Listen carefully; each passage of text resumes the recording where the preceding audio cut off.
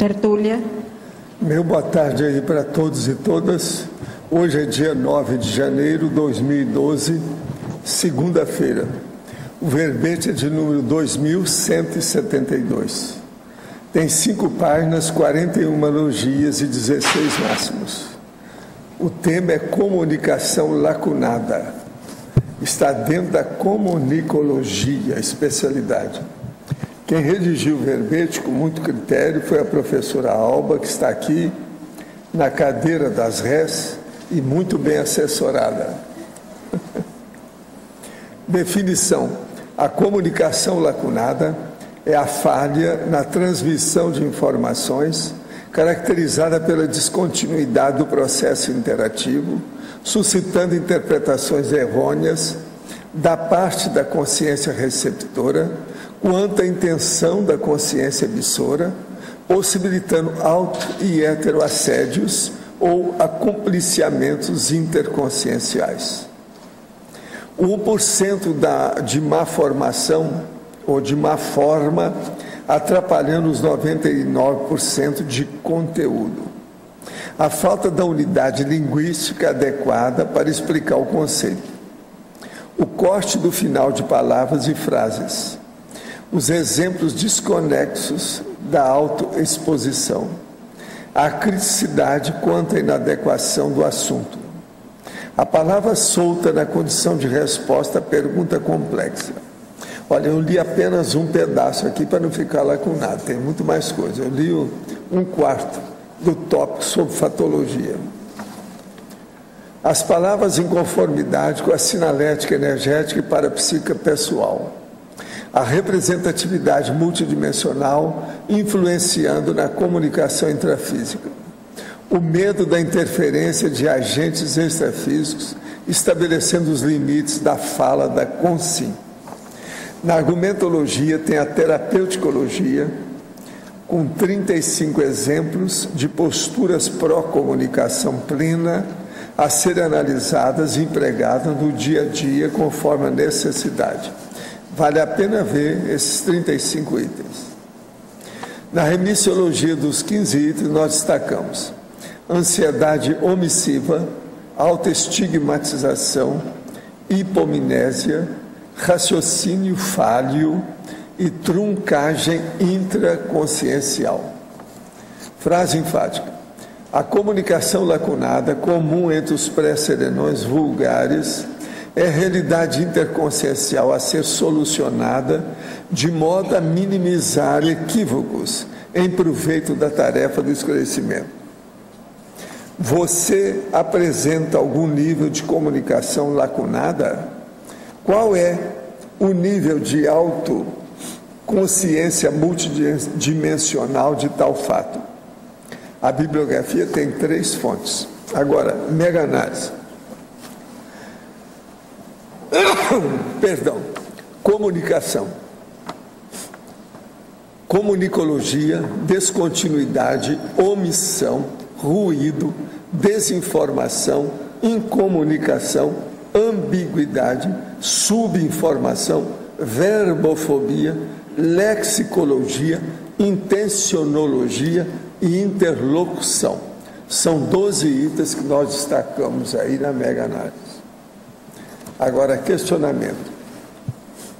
Terminei um namoro há 9 anos e desde então trago um alto assédio de monideísmos cíclicos de culpa, remorso e sentimento de perda, enquanto a outra pessoa seguiu sua vida normalmente.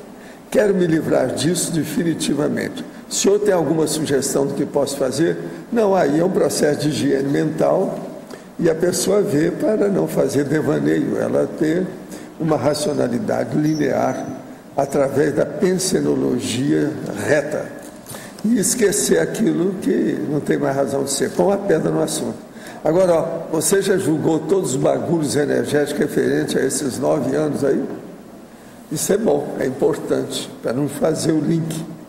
Se a pessoa seguiu a vida normalmente, ela está ótima, isso foi melhor ter separado. Agora, eu quero lembrar a você que na Terra tem 7 bilhões de pessoas. Pelo menos 3 bilhões desses são homens. Vamos pensar nisso. Então, você tem muita dupla pela frente, ainda mais você que é fora de série. Agora, para você, Alba, gostaria que nos explicasse melhor como funciona o holopensene pessoal lacunado. Pensenologia, página 1, primeira linha.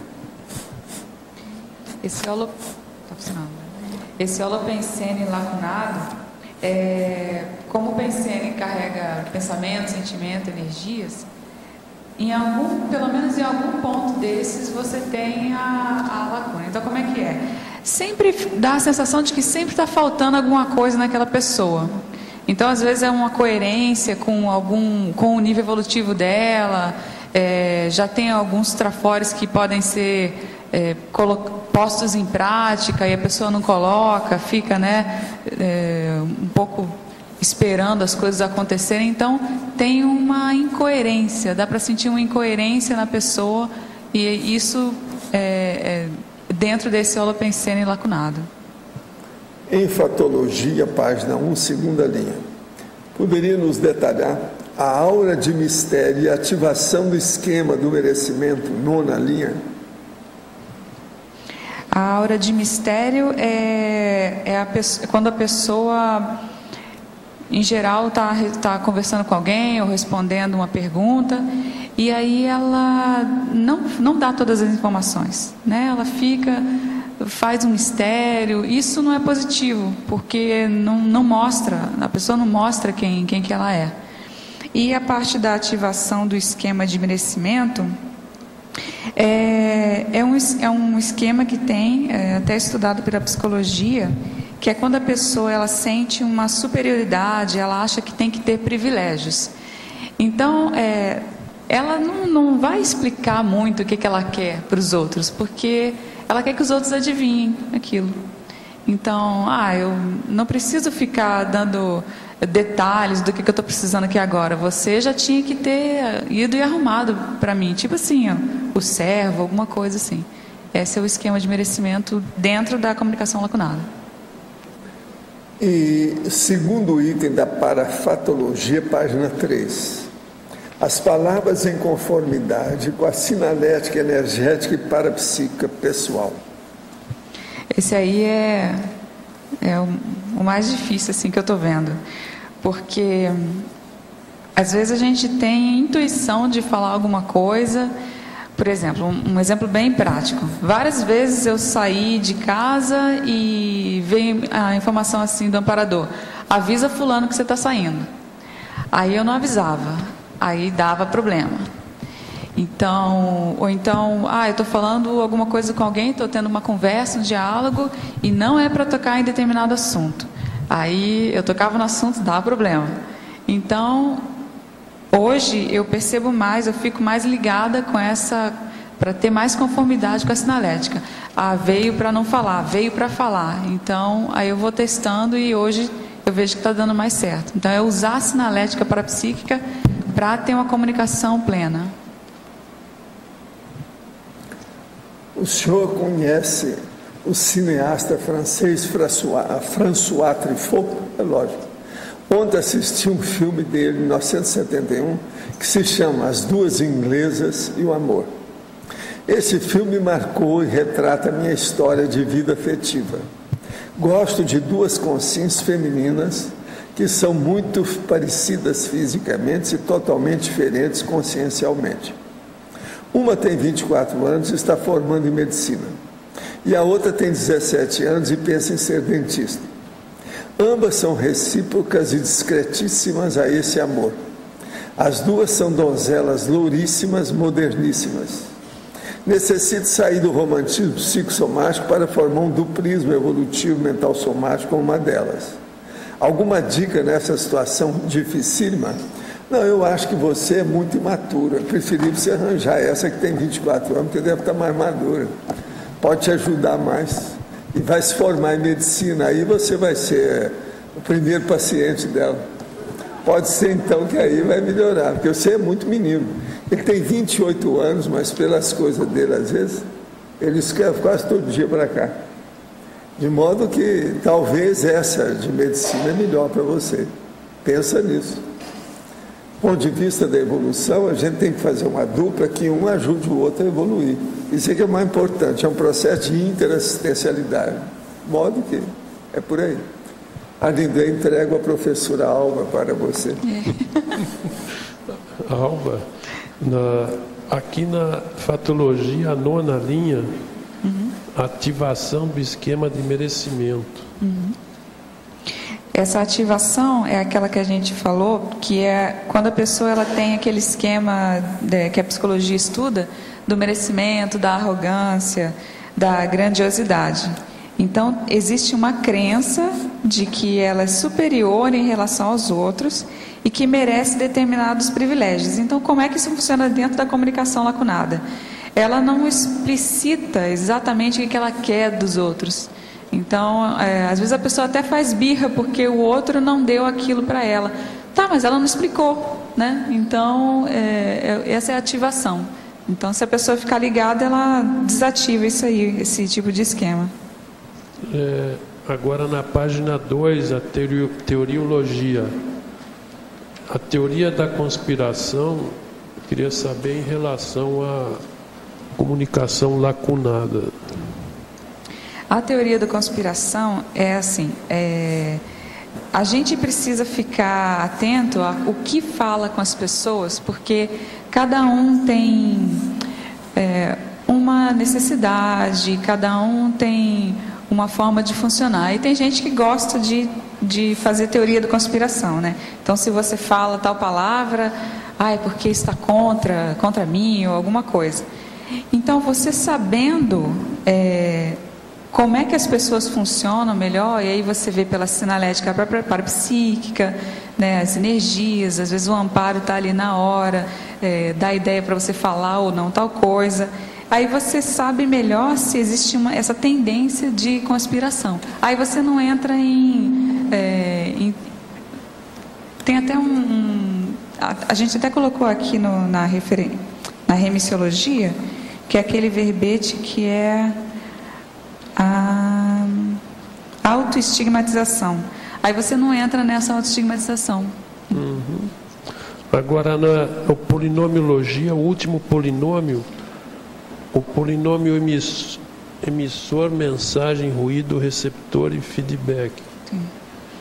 Esse aqui é o polinômio que, se você tirar o ruído, o que é quase impossível na comunicação no nosso nível, é o que seria a comunicação plena, né? Mas, então, a comunicação ela é dada pelo emissor, a pessoa que está falando, ou está escrevendo, ou está expressando alguma coisa, ela expressa uma mensagem e o receptor recebe essa mensagem e dá o feedback. Com a lacuna, existe um ruído aí no meio, e esse ruído pode variar em percentual, maior ou menor. A ideia da gente aqui com o verbete é mostrar que esse ruído pode trazer mais problemas do que a gente imagina e que a gente diminua ao mínimo assim, esse ruído, para ter uma conversa melhor, para conseguir fazer tares e tudo nesse sentido. Mas a dúvida é mais em relação a esse feedback, porque se tem todo esse encadeamento. O feedback. O feedback é uma realimentação, né? Aí eu queria entender mais em relação ao feedback.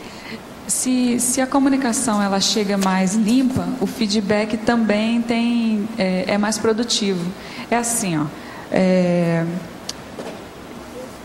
quando eu converso com alguém, eu posso falar de forma truncada, né? Ou eu posso falar explicado. Se for truncado, a tendência ao outro entender uma coisa totalmente diferente do que eu estou falando é maior. Se eu tentar escolher as palavras certas, às vezes a energia certa, questionar a minha própria intenção de como é que eu estou falando, essa mensagem pode chegar muito mais limpa no outro. E aí o retorno, ou seja, o retorno da conversa, ou a continuação, ou até o que a pessoa pode me dar com aquele pedido que eu estou fazendo a ela, por exemplo, se esse for o caso, pode ficar mais coerente, mais dentro do escopo do que a gente está conversando. Eu não sei se ficou claro agora. Correto. Agora, a última coisa, na fatologia da página primeira aí, a penúltima e última linha, o fato de a concisão não ser necessariamente comunicação lacunada e a prolixidade não ser comunicação plena. Isso aqui veio porque a pessoa pode pensar, então comunicação lacunada é da pessoa que fala pouco. Não necessariamente. A pessoa pode falar pouco, mas falar acertadamente, falar de forma correta, de forma assertiva. E a pessoa que fala bastante também não necessariamente tem uma comunicação plena. Ela pode ser prolixa, pode perder tempo sem chegar ao ponto onde quer atingir. Então é só um contraponto desse pensamento, né? Aqui parece que eu estava pensando em termos de quem faz pergunta, é melhor ela fazer aquilo concisamente. Quando ela tem uma prolixidade, ela começar a perguntar e falar demais, aí a pessoa não nem entende o que ela está perguntando. Talvez isso também, né? Pode ser também por aí. Tá, ok, obrigado. Obrigada.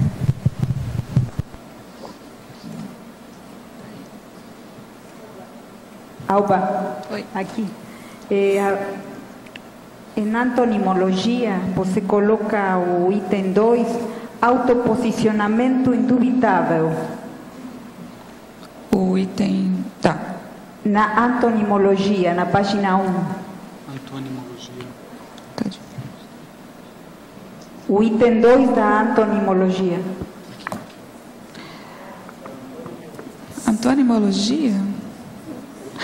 Tá. O autoposicionamento indubitável. Sim. Tá. Poderia explicitar?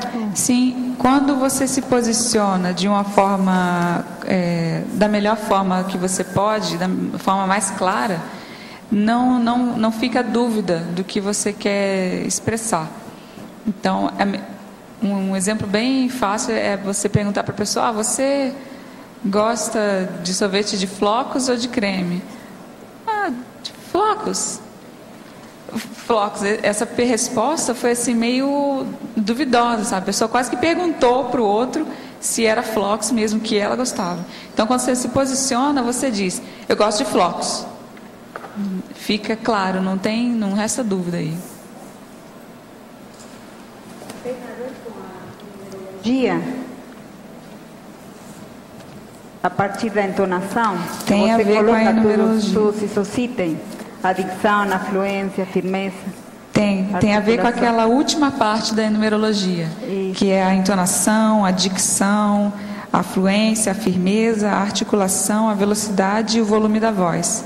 Então, eu pergunto uma coisa, a segunda linha da fatologia, coloca o 1% da má forma atrapalhando os 99% de conteúdo. Totalmente relacionado. E o que você acha a respeito disso? Porque eu tenho também minha própria conclusão, né? Tá bem relacionado com o que você perguntou antes. Por quê?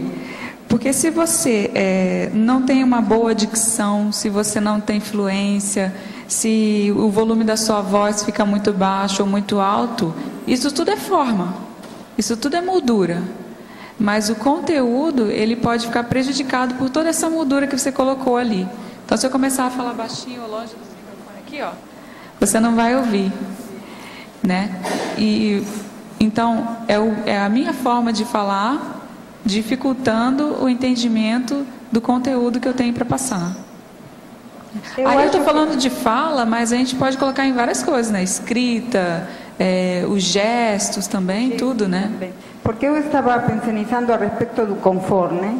Que o conforto, ou conformática, que a compreensão da mensagem, ou do parapercepto, define ou não a acabativa da forma. Eu acho que isso tem a ver. Tem a ver. Agora, não dá para ficar preso na forma. Não, mas eu acho que a importância da compreensão do conteúdo ou do parapercepto, né? Que é a mensagem. Sim, passa pela forma, sim. Eu acho que tem a ver.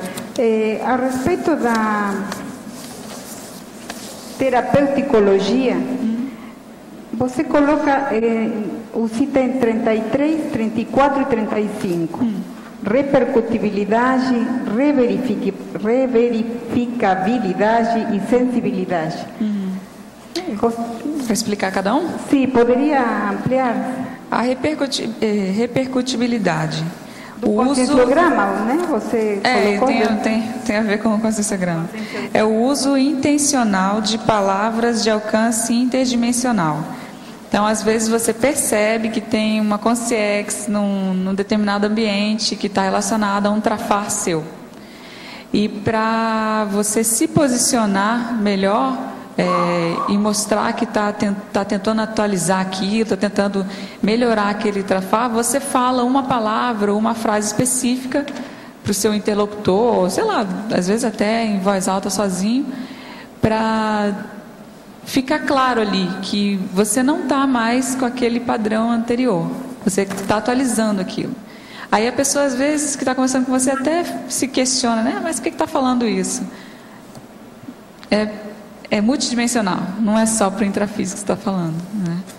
A parte da reverificabilidade, que é a confirmação do apoio grupal para projetos relevantes, é quando a gente está à frente de algum projeto e às vezes não tem o apoio do grupo que está diretamente ligado àquele projeto.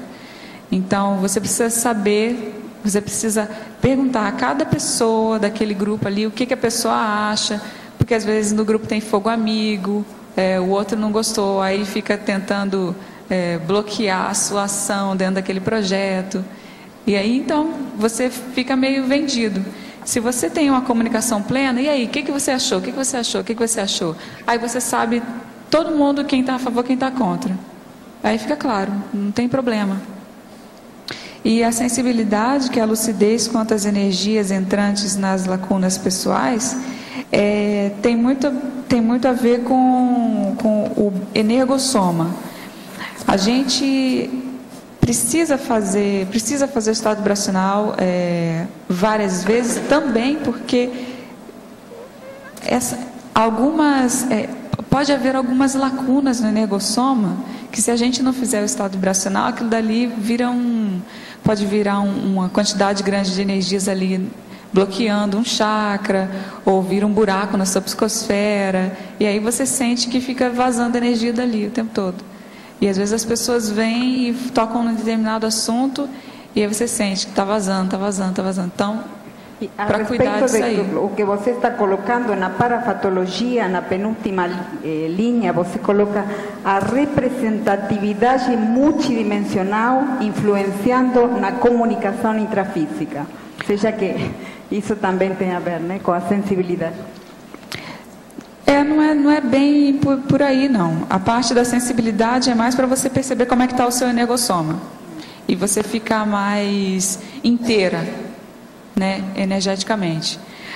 Agora, essa parte da representatividade é o quanto que aqueles grupos que você inevitavelmente representa, por exemplo, você tem uma conexão com pessoas de pessoas da monarquia, ou pessoas do belicismo, ou pessoas da religião, qualquer grupo desse, ou uma etnia, um chinês, entende?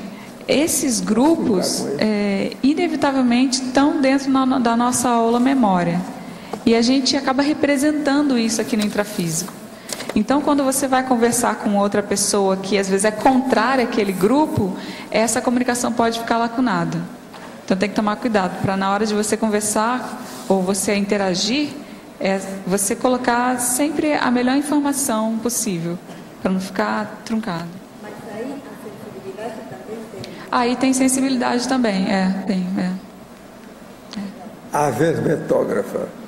Para que alguém seja influenciado por algum pensene negativo, esta pessoa deve estar em nível energético semelhante ao padrão pensênico emitido? Para ser influenciada? Bom, aí eu não tenho tanta experiência assim com relação a padrões e vibrações energéticas. Mas quanto mais... mas quanto mais próximo, mais né? Influência terá a emissão com o receptor.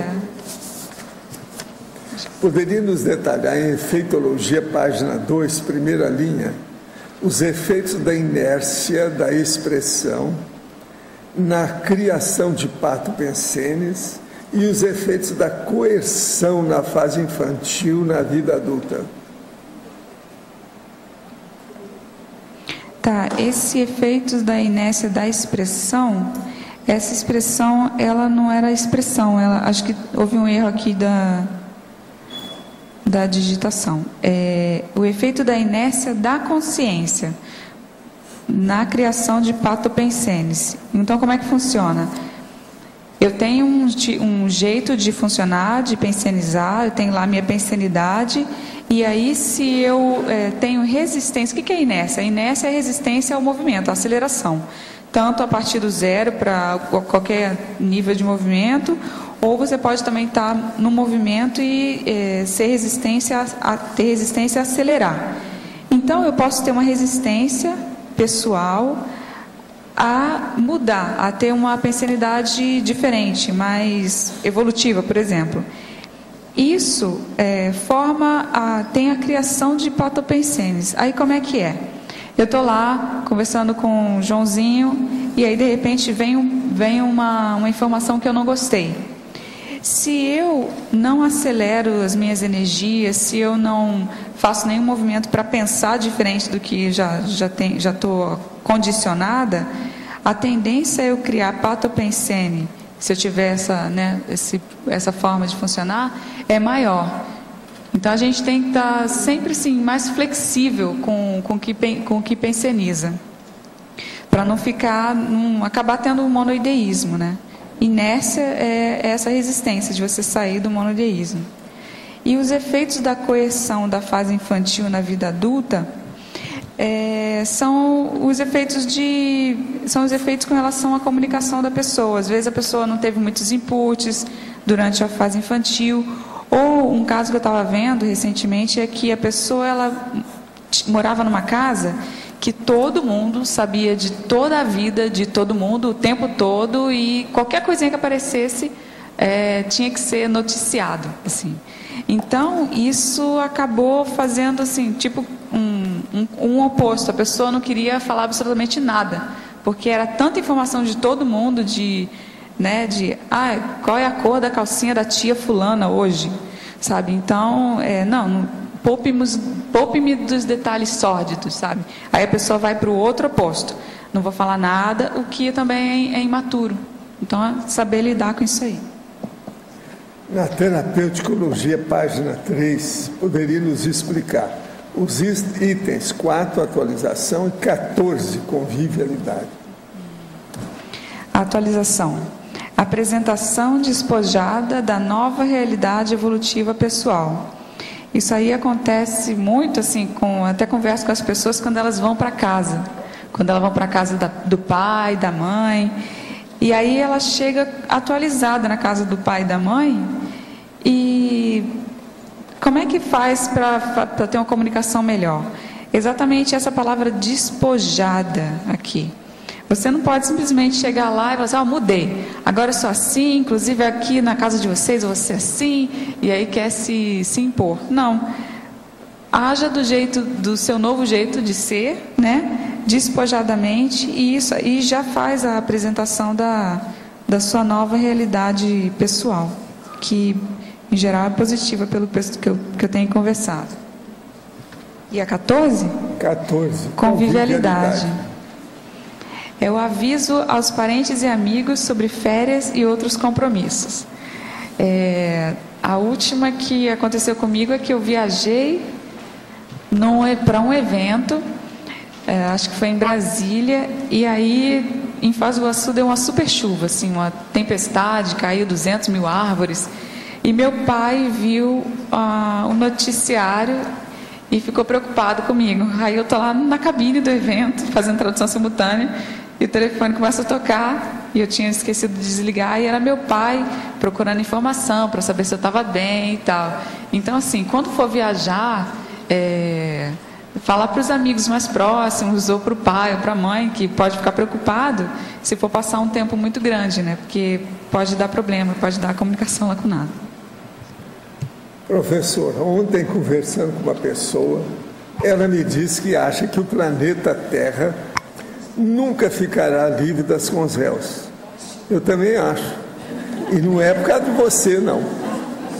Isso de fato pode ocorrer? Sim.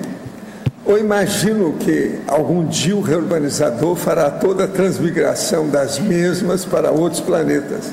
Olha, isso aí vamos ver o futuro, o que é que nos mostra. Agora, o que eu vejo é o seguinte: nós temos quantas? 100 trilhões de bactérias em torno da gente. Nós não vamos ficar livres desse povo, mesmo com tudo, porque eles não vão mandar essas bactérias todas para fora. Então, alguma coisa vai ficar aí, possivelmente com os réus. Agora, acho que eles estão aliviando a Terra atualmente. E soja vai ser uma bênção, vai melhorar. Pense na Terra como sendo uma escola que está querendo melhorar. Então, aqueles alunos do bullying, aqueles que vivem brigando, aqueles que fazem a coisa, são mandados para um reformatório especial, uma outra escola dedicada a eles. Vai aliviar muito aquela escola, vai melhorar o processo de estudar. É isso que estão fazendo na Terra. Agora, isso de limpar todo mundo, lembre-se, olha as bactérias, tá certo? Professor, poderia comentar sobre a Concinha Aleister Crowley e seus trabalhos? Sabe algo dele agora na condição de consciência? Olha, sinceramente, você está pedindo muito, né? Esse cara era uma baratrosfera total, né? Totalmente baratrosfera. E agora a gente sabe o que se passa. Pode ser até que seja um dos meus amigos, eu não sei bem. Mas o negócio é esse, não me interessa muito isso aí não, sabe? Isso não interessa tanto. Isso é aquele cara que vem falar sobre processo de religião, e ele muito religioso, fala assim: você se interessa pelo inferno, Satanás, capeta e o diabo? Eu falei assim: não, esses não, eu gosto mais de santo, serafim e outras coisas mais. De modo que aqui eu posso falar a mesma coisa, né?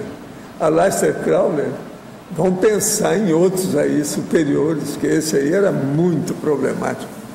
Eu já falei muito sobre ele, já escrevi, tem bibliografia, das minhas bibliografias, eu cito. Nós temos livros todos dele lá na holoteca, mas não dá. O Aleister Crowley é o cara que orientou o Paulo Coelho e que levou o Paulo Coelho até para o hospital psiquiátrico. As coisas dele de magia eram baseadas no Crowley. Por aí vocês veem como é que é. Eu sempre vi as coisas dele para ver como é que era a baratrosfera, como é que influi e, vamos dizer, como é que hipnotiza os outros, né, negativamente. Crowley era isso. Agora, gente, eu devolvo aqui, você pode falar. Alba, você poderia, por gentileza, comentar os exemplos desconexos da autoexposição? Está em Fatologia, na 4ª linha de cima para baixo. Não sei se você já falou. Não, ainda não. À medida que nós vamos falando, nós podemos dar exemplos do que nós estamos sobre a teoria que nós estamos falando, que tem conexão com aquilo ou que não tem. Então, é bom a gente prestar atenção na linha de raciocínio que está sendo traçada, para a gente não falar coisa assim muito fora do que está sendo comentado. Eu lembro que uma vez estava numa sala de aula e aí o professor estava explicando e eu tive uma ideia que eu achei fantástica e tal. Aí eu coloquei a ideia, mas a ideia não tinha nada a ver com o que estava sendo falado. Então ficou todo mundo com aquela cara de interrogação na cabeça, assim. Então, assim, pegue os exemplos que têm conexão com a exposição que está sendo feita, tanto com a sua quanto a tá aí é heteroexposição também, né? Não só a sua quanto a do outro. Sim, o problema é que quando a gente faz a exposição, quando a gente dá o exemplo, em geral a gente acha que tem a ver, né? E acaba falando. Aí, ó, pode entrar, sabe onde? Deixa eu ver, tem uma parte aqui, 1, 2, 3. Na quinta linha, lá no final, tem assim, a expressão de metade da linha de raciocínio, ainda em fatologia. Então você está lá pensando, uau, cheguei nessa conclusão. Aí você quer explicar a partir dali para o outro. Certo, entendeu? Entendi. Obrigada. Por aí.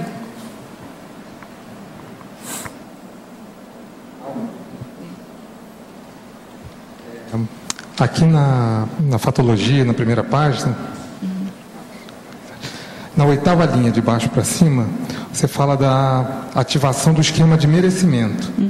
Você pode especificar mais? É a terceira vez essa, hein? Essa eu já cobro. Olha só, essa daqui é aquele esquema, eu até peguei do Fundamentos da Conscienciometria, que tem aqueles esquemas, esquemas mentais. E aí esse é o esquema de merecimento, arrogância, grandiosidade, no qual a pessoa tem uma sensação de superioridade em relação aos outros e que acha que merece privilégios, né? O foco aqui é sempre na adivinhação dos próprios pensamentos pelas outras pessoas. Ela quer que os outros adivinhem o que ela quer, o que ela deseja e tal. Então explica pouca coisa, né? Não, já falei. E fica pouco, né? E tem outra aqui que eu queria saber, também na fatologia, de baixo para cima, na 4ª linha, o escondimento do erro durante a explicação falsa. Aqui é quando a gente faz uma besteira e acha que, né, falando aquela mentirinha, vai esconder. Só que escondimento do erro, quando a gente fala de paradigma consciencial, não tem mais, né? Porque multidimensionalmente está tudo ali. Você mesmo sabe o que errou, o que não errou. Então, é aquela tentativa de colocar a poeira para debaixo do tapete, mas aquela explicação, às vezes, não está colando nem para você. Então, é totalmente falha aí. Aí não é o cúmulo da comunicação lacunada, mas é assim, né? É por aí. Desde os 17 anos trato de insônia. Hoje estou com 32. Isso é uma senhora que está falando. Nesse último período estou usando medicação que, como efeito colateral, cria amnésia, mas por enquanto é a única que está induzindo o sono. Tive uma possessão relatada pelo meu ex-companheiro. Não lembro de absolutamente nada. O que percebo é que travei, ou seja, tenho tido dificuldade de me conectar com o extrafísico. Fico com medo, e lógico, eu sei, mas percebo que travei. Que dica o senhor me dá? Olha, o que mostra aí é que você tem uma possessão antiga, né? E não melhorou nada. Isso é sempre possessão, essas coisas todas que tem. A sempre possessão é típica. A pessoa fala até outra personalidade falando através dela, depois ela volta assim, nem lembra o que aconteceu. Isso é sempre possessão, muito mais comum do que a gente pensa. Agora, você continua do mesmo jeito. Esse negócio de travar, põe na cabeça que você vai destravar e acabou, o problema é seu. Agora, você está com esse traveio porque está sob a influência hipnótica do possessor.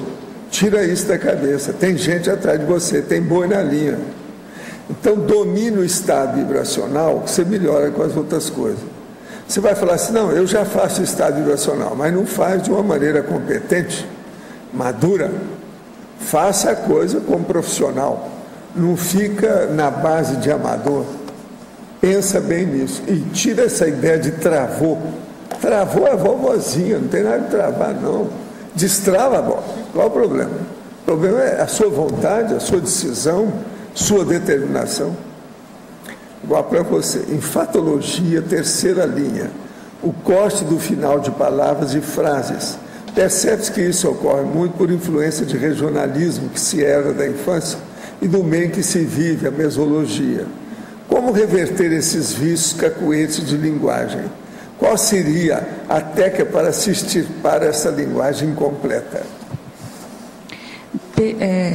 O enfoque que a gente deu aqui é naquela pessoa que corta o final da frase, o final da palavra, mas relativamente à falta de energia. Então a pessoa está falando uma frase, está desenvolvendo raciocínio e no final ela vai perdendo energia, às vezes quebra o final da frase, não continua. Então, existe uma diminuição, né? Vai diminuindo a energia, vai diminuindo as palavras.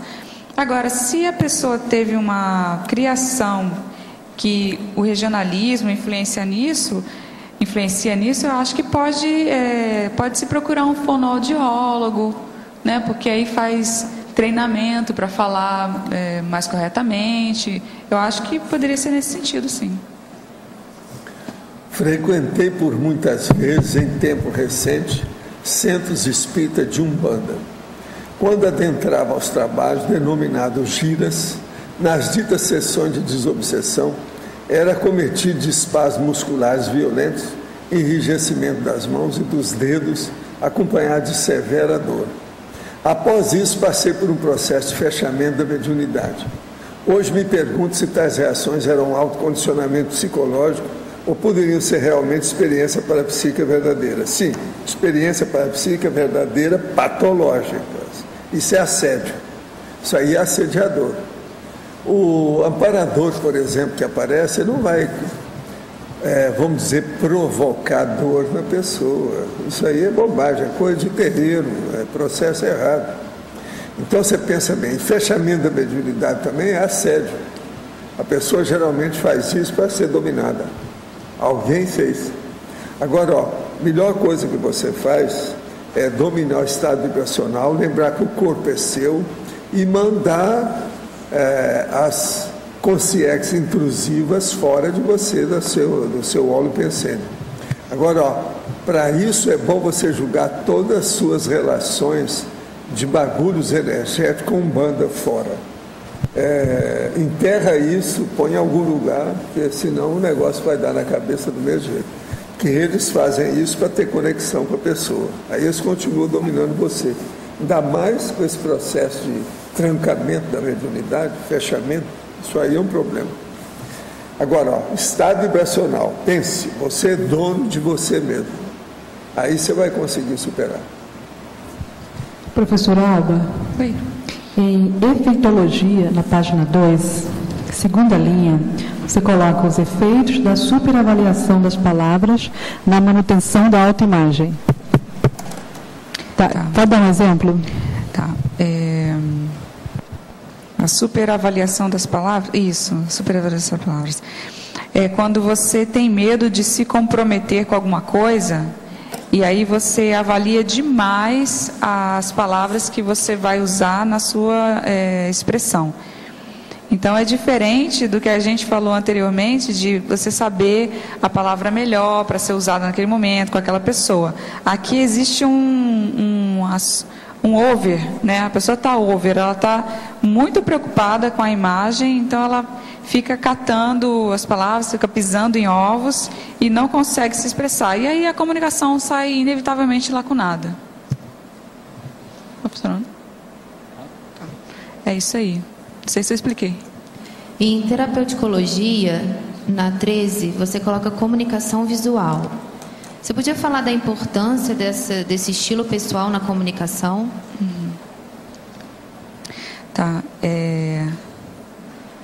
Esse estilo pessoal bem definido, ele é bom porque você não fica naquela condição de...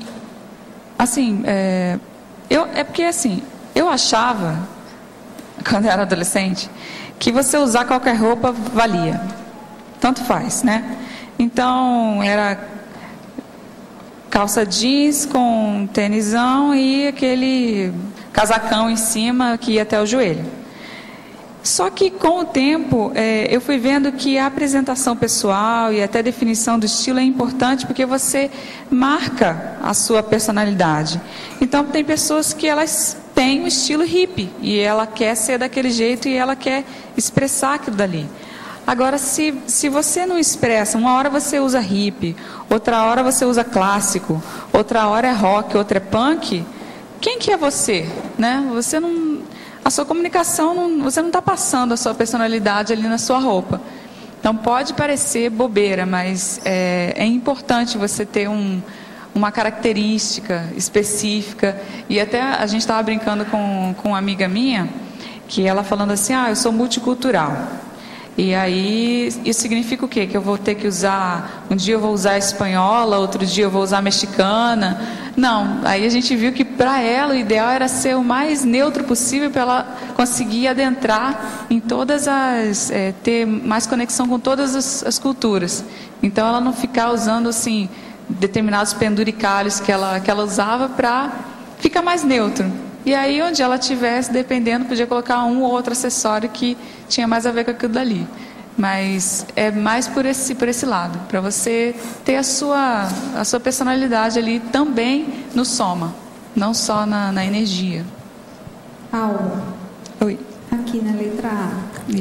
Em fatologia, de baixo para cima, a quinta linha, a questão da impressão equivocada do desinteresse alheio quanto às elucidações dos fatos. Como proceder nesse sentido? E às vezes acontece em sala de aula, né? Na relação professor-aluno, às vezes a gente tem a impressão que o aluno está meio que desligado e não está. Como que você procede nesse momento? Às vezes acontece mesmo. Em sala de aula, você pode chamar a atenção até fazendo algum histrionismo, mudando o volume de voz, e aí você percebe se a pessoa está ligada ou não, faz alguma pergunta, né, alguma pergunta meio exótica assim, e aí isso pode te trazer de volta a impressão mais adequada. Só que esse aqui tem a ver também com aquela impressão de que o outro, ele não vai querer saber dos fatos. Você infere que a pessoa não está interessada no assunto. E, no entanto, a pessoa estava interessada, ela queria saber mais. Você estava ou dando uma palestra e passou batido por aquele tópico ali que ficou, né, que ficou superficial, e depois a pessoa vem e te pergunta exatamente daquilo. Não, você não falou daquilo. E a questão é falar o máximo possível, né, de todos os tópicos que você estiver abordando, e aí a própria audiência, o próprio público vai cortar, vai fazer pergunta em outra direção, nesse sentido assim, de não inferir que o outro não quer saber. Às vezes o outro quer saber. Alô? Aqui em cima tem duas perguntinhas. Oi. A primeira é na terapeuticologia, no número 30. A notificação de no mínimo 2 pessoas sobre decisões importantes. Poderia citar algumas decisões importantes que pode ser no 30? No número 30. Tá. Decisão importante. Aqui eu coloquei importante porque eu acho, por exemplo, que você estando no seu ambiente de trabalho e saindo, por exemplo, você vai resolver um assunto importante na rua, vai numa reunião com o cliente, e se você trabalha com mais pessoas, não é só você trabalhando ali sozinho, eu acho importante notificar essas pessoas de onde você está, porque você inibe telefonemas em horário inconveniente. Você está no meio de uma reunião com o cliente e a pessoa que está trabalhando com você te liga, mas naquele momento, se ela soubesse onde você estava, ela não ligaria. Então, esse é nesse sentido aqui, né, de precaver interrupções e tudo mais. Eu interpretei como decisões importantes na vida, como mudança.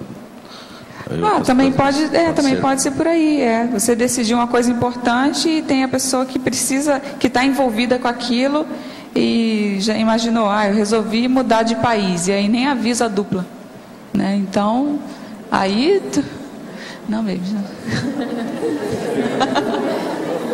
Esse é radical, né? Mas e a outra questão é na pensenologia. Eu queria que explicasse o que é o Pycnopensenes, que eu não encontrei no dicionário. Eu acho que está cortando o microfone, não estou ouvindo direito. Pycnopensenes na pensenologia, explicar o significado. É o picno de pequeno mesmo. e é de cortadinho também. Então, o pensene que é aquela pessoa que pensa pequeno mesmo, aí ela fala, dependendo da personalidade, né? Aí a pessoa pensa pequeno, fala pouco, e aí tudo vai ficando cortadinho e às vezes até compartimentado, né? Não tem uma fluência, não dá para entender bem a comunicação da pessoa assim. Por aí. Dá, porque picnometria aqui tem outro sentido, né? No dicionário. Como é que está aí? Picnometria. Não está, olhei, não tem agora aberto. Ah, tá. Alba. Oi. Aqui no B. Eu queria te fazer uma pergunta em relação à comunicação laconada, se você acha que tem um crescendo ou uma intensidade quanto maior o grau de afinidade, por exemplo, entre a dupla. Você acha que por você ter mais afinidade, você acaba tendo uma maior intensidade na comunicação laconada? Você acha que a pessoa já sabe, já está lendo seu pensamento e aí você intensifica essa comunicação laconada? Olha, se a pessoa não tiver consciência, né? Se não tiver autoconsciência da comunicação laconada, pode ter sim. Mas se já tiver essa consciência, é exatamente o contrário. Vira, assim, fala tudo e aí fala sobre parapsiquismo, aí fala percepção de energia, aí fala ontem, né, no salão aconteceu tal coisa. Então aí o diálogo de desinibição, ele fica mais rico ainda, se a pessoa tiver consciência do problema. Agora, se não tiver, realmente, pode acontecer isso, né? Tá dentro de casa, né? Aquela coisa de santo de casa não faz milagre, né? E aí fica lacunado dentro de casa. Tá, obrigada. Poderia comentar com exemplos em binomiologia, página 2, primeira linha, o binômio alta abstenção, hetero preenchimento. Se você se abstém de falar, de expressar, de dar opinião sobre alguma coisa, alguém vai preencher essa lacuna. Então pode ser, num caso mais grave, até uma possessão, uma semipossessão, a consciex preencheu aquela lacuna ali, energética, pensênica, até assim, o outro conversando com você, se você não falou tal palavra, aí a pessoa infere que aquele espaço ali cabe àquela interpretação. É óbvio que não dá para mandar no pensamento dos outros, isso é intrusão pensênica até, né? Mas se você falar de forma mais clara, fica melhor para o outro entender. Então, essa semana eu estava conversando com uma amiga e a gente estava conversando sobre projetos, gerenciamento de projetos, e eu tive uma aula de gerenciamento de qualidade. E aí eu falei alguma coisa tipo assim, eu não uso qualidade no trabalho, estou começando a usar agora. E é como se o produto que eu vendo não tivesse qualidade. E, na verdade, ficou uma comunicação lacunada ali. O produto tem qualidade, só que existe qualidade, gerenciamento de qualidade no processo. Então, no atendimento pós-venda, sabe? Isso não estava tendo qualidade, às vezes na forma de fazer um orçamento. Então, o produto final sairia bom, mas algumas coisas que poderiam melhorar, até para poupar dinheiro dentro do projeto, não estavam tendo o olhar de qualidade do gerente de projetos. Aí a pessoa pode achar que, então é uma droga esse produto que ela vende, né? Mas não era. Era numa área específica, e é bom explicar. Trinomiologia, página 2, primeira linha. O trinômio, assimilação simpática, leitura energética, diálogo eficaz. Isso aí combina com aquela da parafatologia que a gente estava falando, que é a sinalética parapsíquica. Então, você faz a assimilação simpática com a pessoa com quem você está falando, às vezes isso acontece até automaticamente, e perceba quais são as repercussões no seu próprio holossoma, no seu soma, que tipo de emoção que você está sentindo. E aí, a partir disso, você pode ter um diálogo mais eficaz. Você percebendo que a pessoa às vezes está aberta para você, não está fechada, você pode entrar mais, fazer um esclarecimento maior. Então, é nesse sentido. A comunicação lacunada é sempre proposital, ou seja, Acontece por motivos de trafares, ou pode acontecer com alguém por falta de retilinearidade pensênica. Já convivi com pessoas assim e pude notar que muitas vezes elas sequer percebem que estão criando lacunas na comunicação e, consequentemente, no entendimento. De qualquer forma, a pessoa que não tem a linearidade, ela tem um trafal aí, né? Falta a linearidade. Então, pode ser ou um trafar ou um trafal. Agora, em exemplologia, eu coloco assim, a comunicação lacunada inconsciente, que é a da consim poliana, ingênua e imatura quanto à boa vontade das outras consciências. Então a pessoa nem se dá conta, vai falando, fala pouco, fala uma coisa que acha que o outro vai entender bem e o outro levou para outro lado. Esse é mais da imaturidade da consciência. Não deixa de ser um trafal, né? Porque falta uma perspicácia. E tem o outro lado que é da consciente, a comunicação lacunada consciente. É aquela no qual a pessoa está mal intencionada, ela quer manipular a situação ali e ela tira aquela informação propositadamente. Estou completando 6 meses de TENEPS e de uns tempos para cá estou apagando durante a tarefa. Começo bem disposto, mas quando deito, parece que os amparadores injetaram sonífero. Alguns detalhes me fazem perceber que não é assédio. A questão da ressaca energética, que não existe o breve momento de euforia depois da tarefa, bem-estar, são alguns dos fatores. Estou anotando tudo, mas ainda não vejo um sentido para isso, já que me interesso pelo aqui e agora multidimensional e tento ser uma consciência universalista. Escuta, quando a pessoa está começando a TENEPS e ela tem muito sono, isso pode ser assédio, mas do jeito que você está falando parece que não é, e pode ser também uma recomposição que o amparador está fazendo para a pessoa melhorar. A primeira coisa é o seguinte: você está com a sua carga horária de sono desfalcada, você está precisando dormir mais? Durma um pouco mais, que você vai excluir essa possibilidade. Aí os amparadores vão te ajudar. Uma outra coisa mais importante, mais desenvolvida, mais elevada. Quase sempre os amparadores fazem a pessoa dormir porque estão ajustando os órgãos e sistemas dela com as energias para aperfeiçoar e burilar a sua capacidade de assistir, de assistência. Pode ser que essa última que seja o seu caso. Aí o problema é ver, que a gente tem que lembrar que são 6 meses. Você também mora em Salvador. Salvador, praticar TENEPS vale mais do que muita cidade tem por aí no Brasil. Olha bem nisso. Então isso aí é importante também. Eles devem estar aumentando as defesas da pessoa para ela poder salvar maior número de pessoas, maior número de consciências, né? Vamos ver com o tempo.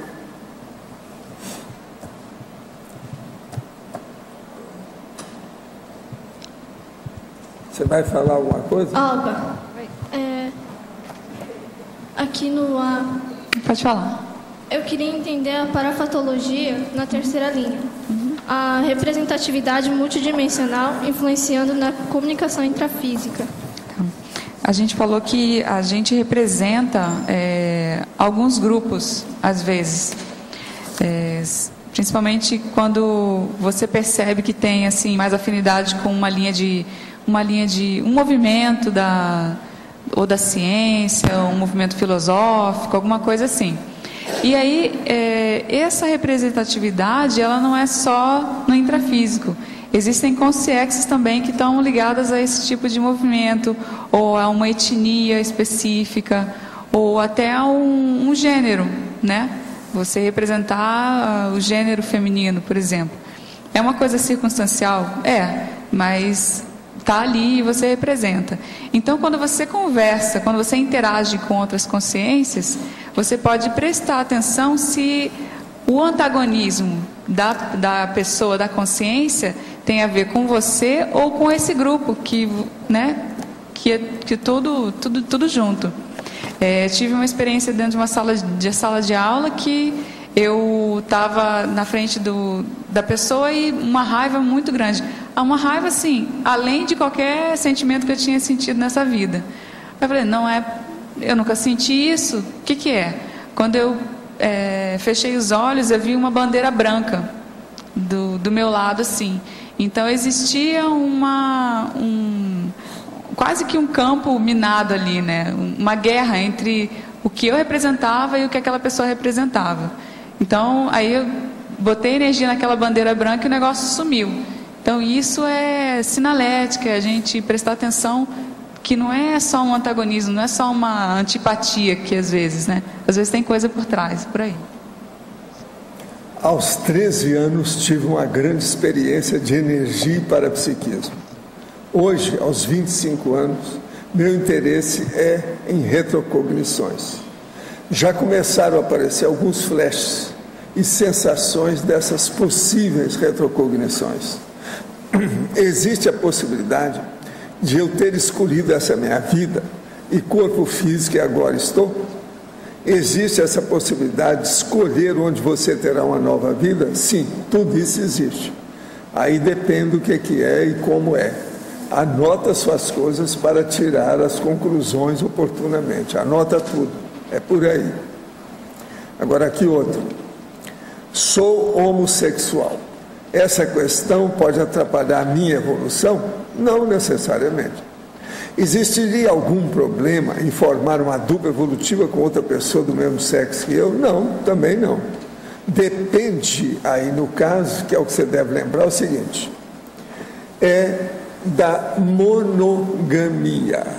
A tendência de muitos homossexuais é ser promíscuo. Eles não se satisfazem com o processo da afetividade e começam a arranjar parceiro um atrás do outro. Essa promiscuidade acaba criando problema, dando doença, desvio, e a programação existencial vai para o espaço. A homossexualidade, o problema maior que existe é o seguinte, é a pessoa que às vezes dá valor excessivo ao sexo, a diferença dos corpos, fica pensando demais nisso. Praticamente aquilo começa a monopolizar a vida dele. Tudo que ele faz diz respeito à homossexualidade. Eu conheci vários amigos meus assim. Ainda conheço, tem vários que eu conheço assim. Então o problema todo da homossexualidade séria é a antifisiologia. É o problema de usar a função do corpo de uma maneira, vamos dizer, totalmente fora do esquadro, né? Então é bom pensar nisso, nessa situação. Promiscuidade, a antifisiologia, o processo da pessoa não se sentir bem com aquilo, a supervalorização da sexologia. Mas agora, a sua pergunta é a seguinte, essa questão pode atrapalhar a minha evolução? Aí é com você. Você é que tem que ver. Se você deixar que o sexo, que é um processo de bicho, tome conta da sua vida, a sua evolução já foi para o espaço. E eu conheço vários amigos meus que só pensam em homossexualidade o tempo todo. Aquilo eles dão uma supervalorização para isso. Muitos de vocês também devem conhecer gente assim. Isso é uma pena, porque sexo é um prisma muito ainda do subcérebro abdominal, é um processo baixo da energia, problema animal. A pessoa sendo homossexual, ela pode chegar à desperticidade, Valda? Essa desperticidade. Eu não ponho a mão na cumbuca e no fogo para nada, depende do que a pessoa faz. Se ela, por exemplo, eu já vi pessoa, o que é a desperticidade? Desperticidade é o desassediado permanente total. Eu já vi muitas pessoas que são totalmente desassediadas, quer dizer, os assediadores não chegam perto dela, porque tem medo dela. Então vamos devagar para a gente pensar o que quer dizer desperto. O desperto é o seguinte, desassediado, permanente, total. Eu só te pergunto, esse total pode ser com homossexualidade?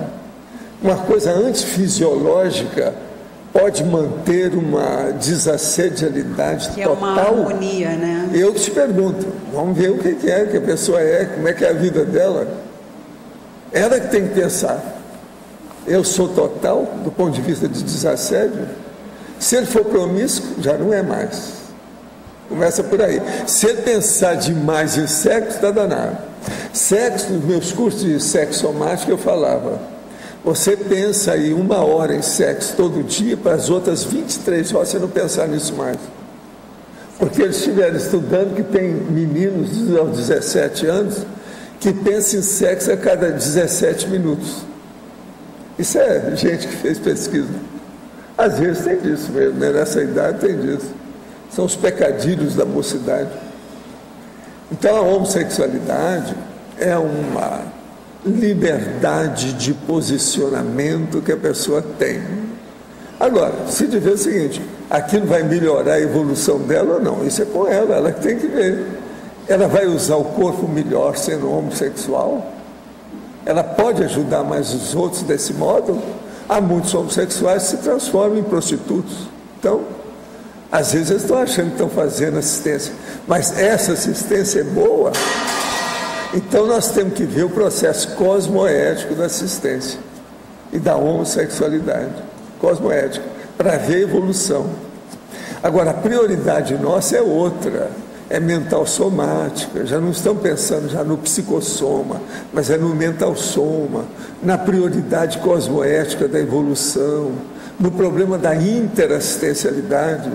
Outra pergunta que essa pessoa pode fazer é o seguinte: a homossexualidade vai ajudá-lo a fazer mais assistência do que se fosse hétero? É também uma pergunta. E essa daí é... Fecha. Só essa aí já faz pensar demais, já não é? Como é que fica? Agora, outra coisa, a homossexualidade não é um modo de viver mais fácil do que a heterossexualidade, é mais difícil. Então veja, olha o que a pessoa está escolhendo, ela está escolhendo um caminho mais difícil. Então, se examinar. Agora, outra coisa, esse negócio de falar que a pessoa nasceu homossexual e tem que ser daquele jeito, isso é tolice, deste tamanho, isso é bobagem. Por quê? Se a pessoa receber um corpo com as instruções de uso para ser macho, se ela mudar aquilo para fêmea, é ela que está fazendo, porque as instruções de uso do corpo que ela recebeu não é para isso. Agora, não vem dizer que o negócio é da cabeça, que tem um gene, não sei o que é. Aí tem uma série de justificações para isso. A consciência domina o sexo. Por quê? O sexo não é entre as virilhas, é entre as orelhas. É o que está aqui, o que a pessoa pensa. Então, se ela pensar no desvio, ela vai no desvio. Se ela pensar no correto, ela vai no correto. Então, veja, eu acho o seguinte: homossexual, quase todos eles precisam de assistência. Eu tenho feito isso na minha vida inteira. Eu assisto aquele, me pergunto, o que você quer? Tem uns que querem deixar a homossexualidade. Isso é muito comum. Eu já ajudei aqueles que queriam deixar. Alguns deixaram, se casaram, têm filho, estão muito bem, não tem problema nenhum mais. E quanto às energias, né? Porque na China tudo é macho e fêmea, né? Lá a gente vê que tudo eles fazem, um homem e uma mulher, para manter equilíbrio em todos os trabalhos que eles fazem. Exatamente, é errado, porque o planejamento familiar, eles mandaram matar as mulheres todas, as meninas todas que nasceram, vai ficar só macho. Agora já está começando a criar problema lá. Mas assim, Valdo, a vida de um homem com um homem, por exemplo, em termos de equilíbrio energético, eu estou pensando da desperticidade. Não, aí depende da afinidade. Eu não acho que sexo vai determinar uma harmonia entre duas consciências. Se as consciências são elevadas, não é o sexo que vai fazer isso. Então não interessa qual o sexo da pessoa. Chega num certo ponto que a gente está por cima disso. Eu tenho aqui relacionamento com um monte de mulher que nunca pensa em sexo com elas. A maioria do quem eu trabalho, tudo é mulher. Eu tenho a minha mulher, eu tenho a minha esposa, eu tenho, sem problema, eu não tenho problema com isso. Agora, veja, essas mulheres, eu também não penso em sexo com ela, não fico com fantasia sexual e milhões de... não tem nada disso. E outra coisa, com tanta moça bonita do jeito que tem na nova geração, se o homem começar a pensar, ele está no buraco. Ele não pensa em outra coisa o dia inteiro. Porque o processo hoje é impressionante. O povo que está aí não é fácil. O problema, há uma eugenia através do processo da biologia moderna. Eles estão aperfeiçoando a raça e o jeito. E outra coisa, várias etnias. Aqui, por exemplo, em Foz, que tem 75 etnias, você vê mulheres de tudo quanto é só andar na rua, cada uma de fechar o comércio em matéria de estética, de plástica, de tudo. Tem algumas que você não vê porque estão muito tampadas, mas mesmo assim dá para perceber como é que é. Mas é impressionante a gente pensar nisso, entende? Agora, o que eu vejo é o seguinte: sexo, gente, a pessoa tem que ver quanto que ela está pensando nisso.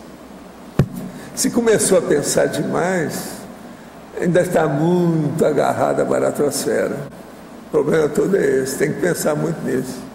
Agora, sexo no normal já é problemático, pensa bem quando ele é desviado. Aí o problema maior é o caso da homossexualidade, o lesbianismo, o travestismo, a transexualidade. Por exemplo, você quer coisa pior do que a transexualidade? Esse aí não tem jeito. Isso é terrível a gente pensar nisso. Pensa bem. A pessoa recebeu um corpo, como é que fica? Olha lá o livro do Balzac, que é uma coisa muito mais suave. Agora, coloque naquele processo da Rossellini, coloque ali um transexual, para a gente interpretar. Agora vai piorar tudo no futuro da pessoa, porque ele recebeu um corpo e mudou aquilo tudo, quis virar hermafrodita. A transexualidade, até um certo ponto, é uma tendência hermafrodita total. O povo não gosta que fala nessas coisas, mas veja, é a realidade. Nós temos que enfrentar esses problemas, não tem outro jeito. Agora, outra coisa que tem a homossexualidade que não é boa, eles gostam de doutrinar todo mundo para ser homossexual, como se a humanidade toda fosse se transformar em andrógenos. Quer dizer, isso também é ruim. É uma doutrinação igual de igreja católica, do mesmo jeito. Eles fazem muita questão disso. Outra coisa que eles evitam, eles não falam muito que muitos homossexuais são mortos por outros homossexuais. Não é só hétero que mata o homossexual. Eu já escrevi sobre isso, publiquei. Eles não gostam, eles não falam esse aspecto. Eles só combatem os héteros, tudo é homofobia. Mas eles não veem que a homofobia existe entre eles, homossexuais. Há muita homofobia.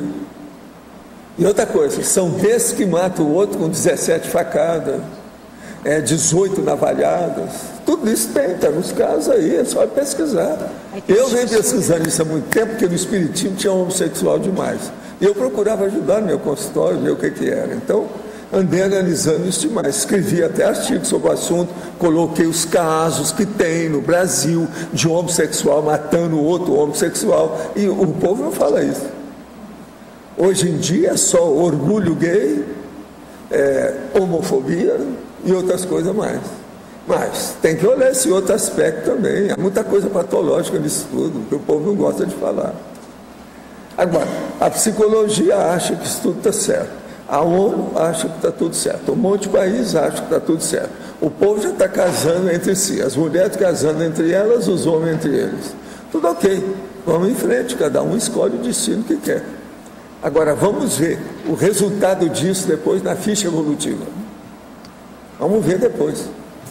Alô? Porque se a pessoa eu acho o seguinte, que às vezes uma pessoa, ela só pode mesmo, às vezes, fazer alguma coisa boa nessa vida, porque tem tanta coisa atrapalhada na outra vida, se ela entrar numa dessa. Isso aí é menor perante as coisas que vêm de trás, são piores ainda. Então, isso é terrível a gente pensar. Mas veja, eu já vi pessoas que vieram confessar isso para mim. Faz economia demais. Elas acham assim, economia demais. Alô? Conversando sobre esse assunto, um livro está sendo lançado na Inglaterra, está criando polêmica, que é o Richard Cohen, dizendo que a ciência afirma que a gente não nasce gay. Inclusive a obra estava lá na corte inglesa e estava sendo retida. Essa aí é uma das hipóteses que eles acham que a pessoa tem um desvio genético de alguma coisa. É um jeito que eles arranjaram para justificar o processo. Existe uma série de processos. Agora, ó, o que eu sei, eu já vi alguns casos, para mim a etiologia é variada. Tem muitas causas no processo da homossexualidade. Eu, por exemplo, eu tive contato com amigos meus de infância. Naquela ocasião, na década de 30, no interior do Brasil, as mães, às vezes, estavam esperando uma menina e nasce um menino. Então, ela começa a colocar toda a roupa que fez a criança, que era feminina, no menino. Com o passar do tempo, dá até um camisolão. Na minha infância, em 1930, tinha um monte de menino macho com camisolão grande. Agora, aquilo endereçava a pessoa para a feminilidade.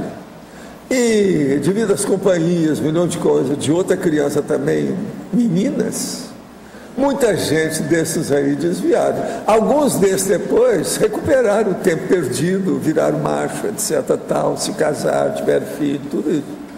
Agora veja, isso é um fato, isso aconteceu. Eu vivenciei isso com amigos meus. Camisolão, 1930, interior do Brasil. Alguém aí já viu falar nisso? Já, não é verdade? Não é isso? Vocês chegaram a ver menino de camisolão?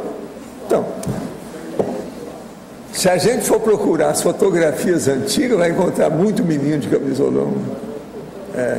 Hoje, pois é, uma opção de coisa nesse sentido. Agora, hoje não, eles já estão começando a definir, porque a homossexualidade e o lesbianismo criou um processo de verificação de detalhes em matéria de sexualidade. Então, logo que já nasce, quer saber, cor de rosa para menina, outra cor para o macho, e o negócio tudo ali estudado desde que nasce, para não haver complicações depois com a vida. Isso tudo tem.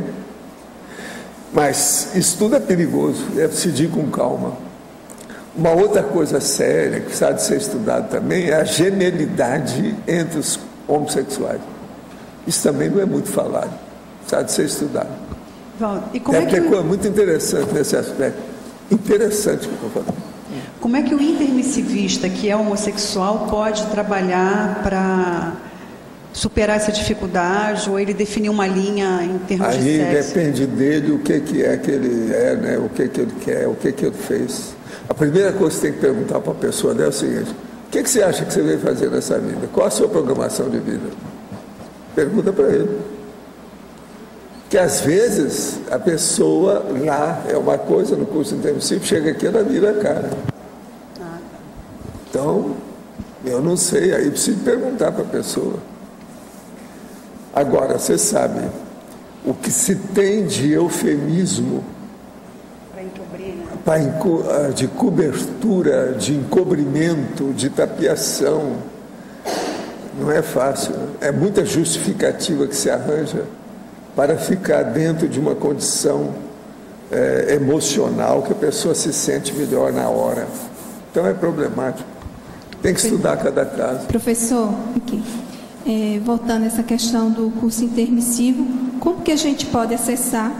Tem algum meio, alguma indicativa? Leia a Enciclopédia da Conscienciologia e aprofunde os dados que diz respeito à evolução e à série X.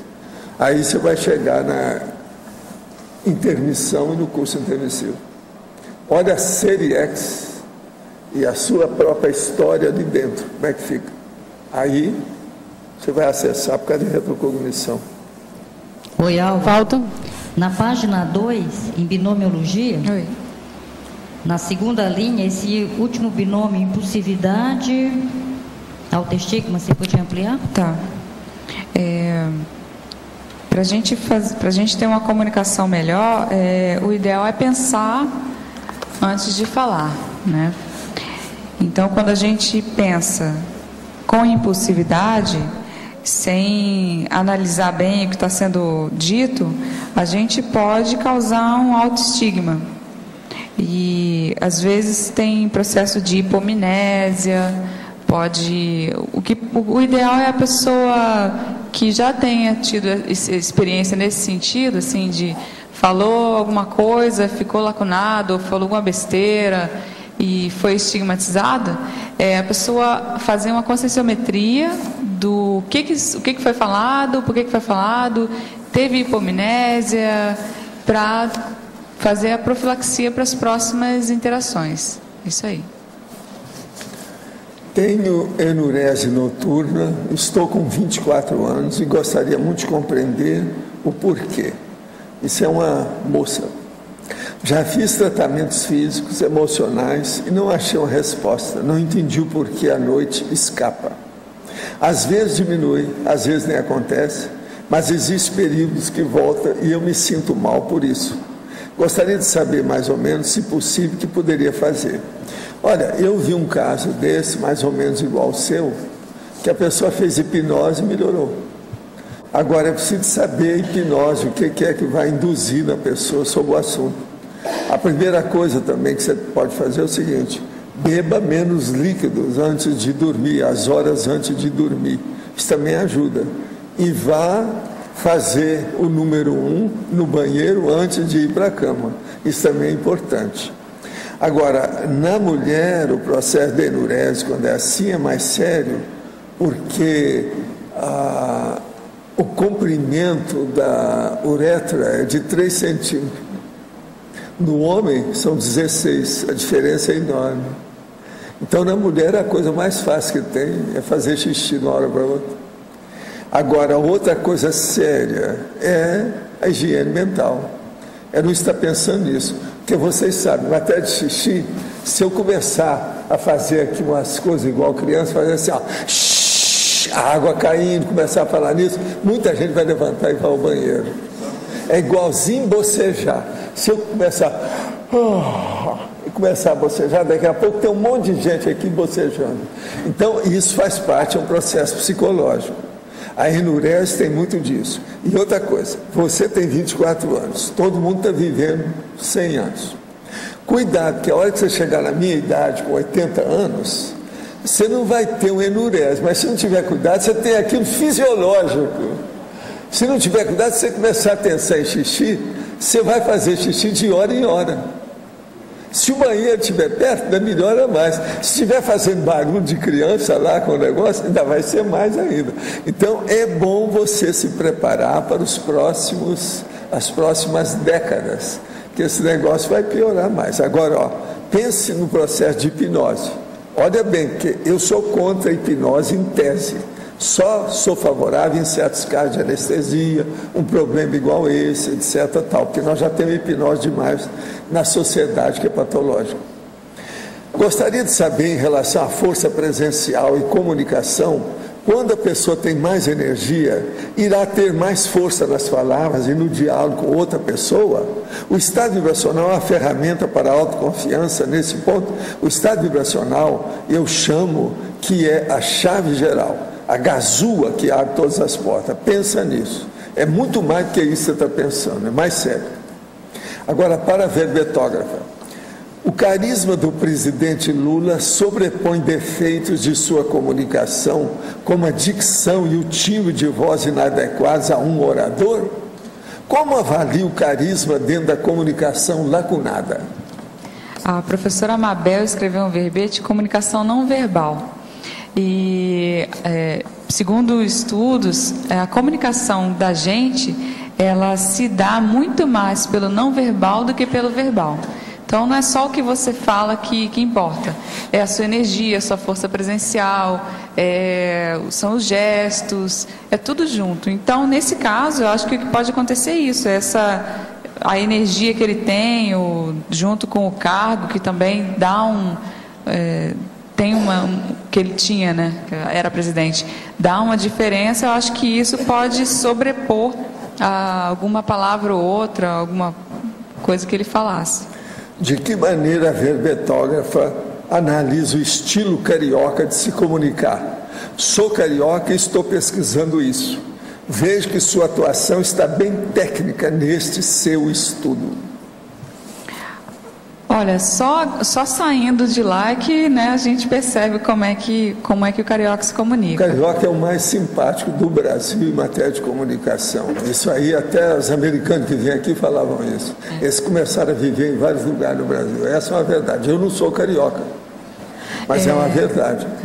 O jeito carioca de ser é o mais agradável que tem no Brasil. Uma coisa que eu percebi é um certo despojamento também. Não fica aquela coisa, sabe, muito outra coisa, certinho, muito durinha. Na cara, explicita as coisas. Nem o paulista não é assim, não é? O paulista com aquele negócio de e 4 pastéis, não é isso? O pastel. 2 chopps e 4 e um não pastel. Não é a mesma coisa. Um chopps e 2 pastéis. Pastel. Um chopp e 4 pastel. É isso? Como agir melhor com a dupla que sempre incorre na comunicação lacunada? Há algum tempo aviso-a desses lapsos e o quanto prejudica o nosso relacionamento. Está falando aí da duplista, a duplista. Esse costume parece ser de família, pois normalmente os da família dela se relacionam dessa forma. E se a pessoa está em outra cidade, se ela volta para a família, ela volta falando tudo errado de novo. Mas fala aí, o que você acha? Se você está dando os toques, vê se pode continuar dando os toques. Eu acho que funciona, comigo funcionou. Não sei se o Otto quer falar alguma coisa. Ele ajudava dando o feedback, agora você deixou de falar tal coisa. E aí eu fui ajustando. Agora veja também o exemplarismo, o quanto a sua comunicação está plena. E qual é a sua intenção na hora de falar com a pessoa. Se é realmente ajudar, para ela melhorar, ou se é simplesmente ficar reclamando. Olha, aqui agora é o mesmo homossexual, mas ele está falando outro assunto. Tem dificuldade para me expressar. Tenho a sensação de que não consigo ser claro nas minhas ideias.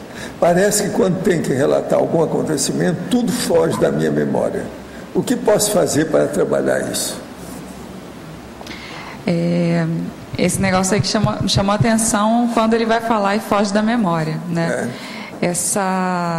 Isso aí, assim, pela minha experiência, eu precisei durante um tempo fazer listagens de coisas que estavam escapando da minha memória.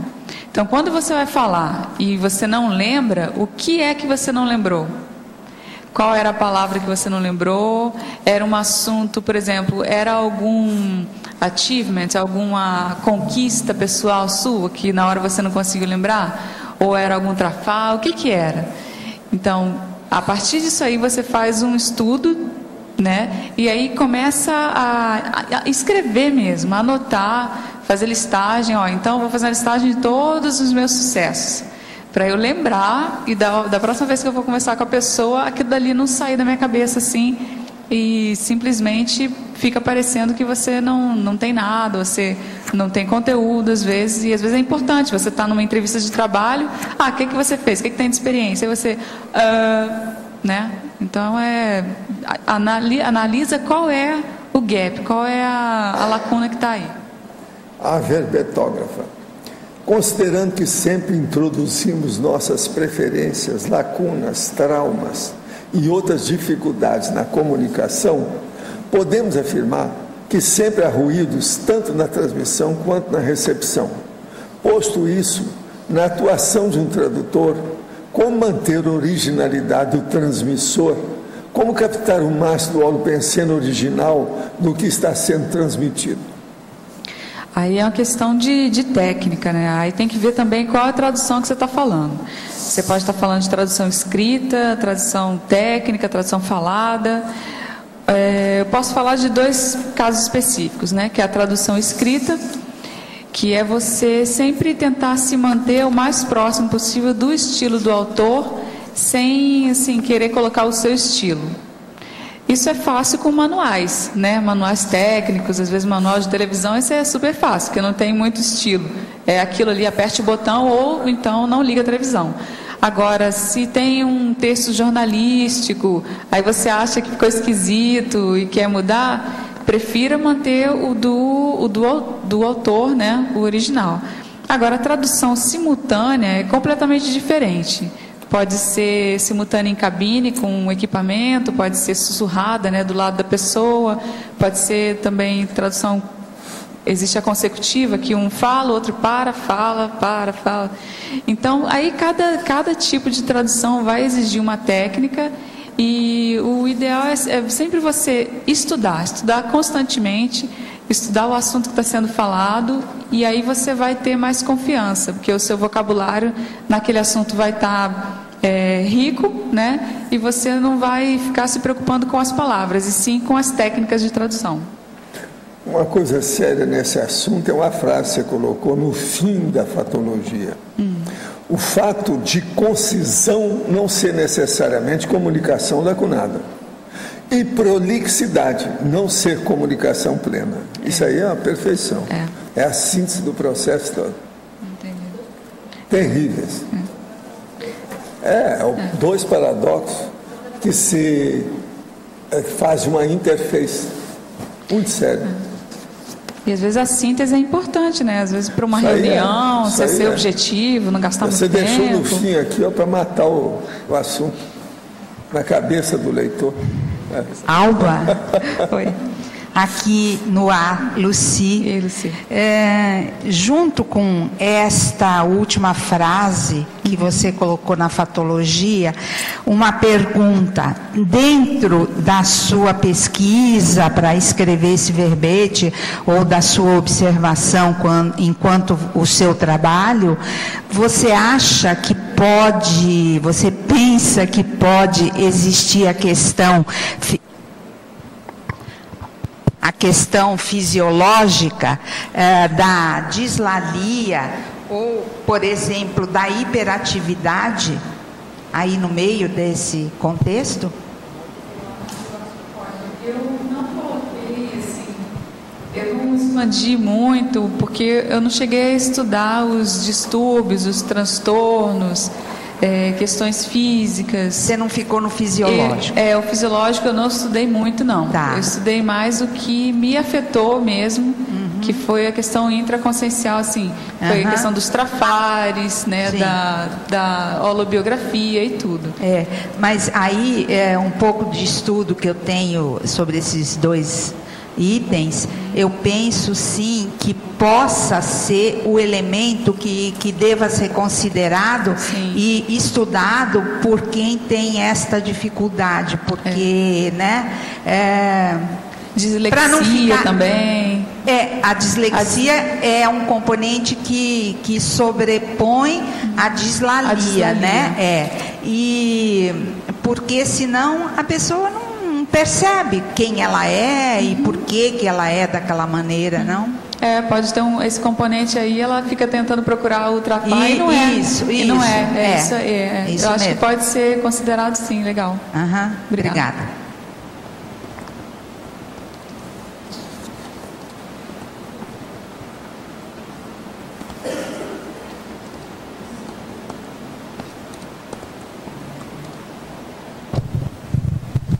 Professor Valdo, tudo bem?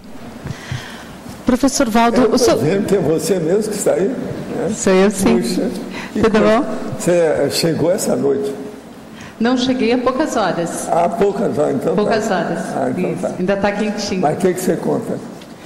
O senhor falava há pouco sobre a homossexualidade e dizia que não existe origem genética. Eu gostaria de saber qual seria, então, o fator preponderante que determinaria esse curso a partir aí da infância, da primeira sempre infância. A tendência da pessoa que não está de acordo com a forma com que ela se manifesta, através do corpo com que ela se manifesta. Isso, para mim, é que vem do passado. Então, se você for olhar, é lógico que tem influência genética. Mas não é bem só genética, é paragenética. Paragenética. Porque a pessoa vem ali do processo do passado dela, entende? E ela, então, outra coisa, o que caminha para isso, ao que tudo indica, é uma condição pior. Com o passar do tempo aí, é uma condição patológica mesmo com o tempo, que é o problema dos mutantes extrafísicos, que a pessoa não se dá bem com a forma que teve. É tanto que muito antes de fazer a transexualidade, eu falava ainda, quando eu fazia lá os meus estudos de odontologia, eu falava com meus amigos, amanhã eles vão fazer a mudança de sexo total. A pessoa vai mudar de sexo, depois ela vai querer reverter. Ela mudou e depois ela quer voltar. Por quê? A gente nota que os homossexuais, naquela ocasião, eu tinha 20 e poucos anos, eu já tinha visto isso no meio dos acadêmicos, dos universitários, que eles não estavam nunca satisfeitos com a forma que havia. Então, assim, vai mudar a pessoa e vai querer voltar. Isso tudo tem acontecido depois que fizeram a transexualidade. A pessoa quer voltar ao que era, mas não tem mais jeito. Entende? Então, o que a gente nota é o seguinte: há uma alteração aí séria, patológica, às vezes, conforme o caso, multissecular ou multiexistencial, que diz respeito à manifestação da forma corporal, a forma hominal, a forma, vamos dizer, no caso aí, somática da pessoa. Ela então não está satisfeita com aquilo. Ela muda, mas não fica satisfeita com a outra. Agora, eu falava já com 20 e poucos anos, falei assim, a pessoa veio agora, é um corpo de homem, então ela quer ser fêmea, então vira um homossexual. Chega na outra vida, eles arranjam um corpo de fêmea, ela vira lésbica, ela quer ser macho. Entendeu? Então, ela nunca está satisfeita com aquilo. E uma coisa que mostra que a pessoa tem essa tendência é aquele homossexual que é, vamos dizer, disperso e que é também promíscuo. Ele nunca está satisfeito. Então, naquela ocasião, eu comecei a estudar para ver se eu encontrava um casal de homossexuais que completaram e comemoraram as bodas de ouro de 50 anos juntos. Eu nunca descobri nenhum. Agora, comecei a estudar isso com as lésbicas. Eu estava esperando uma lá no Rio. Eu falei assim, essa aí eu acho que vai conseguir, porque elas são totalmente dedicadas uma à outra, lá de Ipanema. Tinha 36 anos quando elas se separaram. Separou, não teve jeito, não adiantou nada. Então foi uma desilusão para mim também. Entre lésbica e homossexual, do que eu pude estudar, mas é que eu não coloquei milhões de dólares nessa história para fazer pesquisa, nem nada, precisa de fazer, né? Uma coisa então, mais ampla, um universo mais amplo. O preponderante, então, seria a paragenética?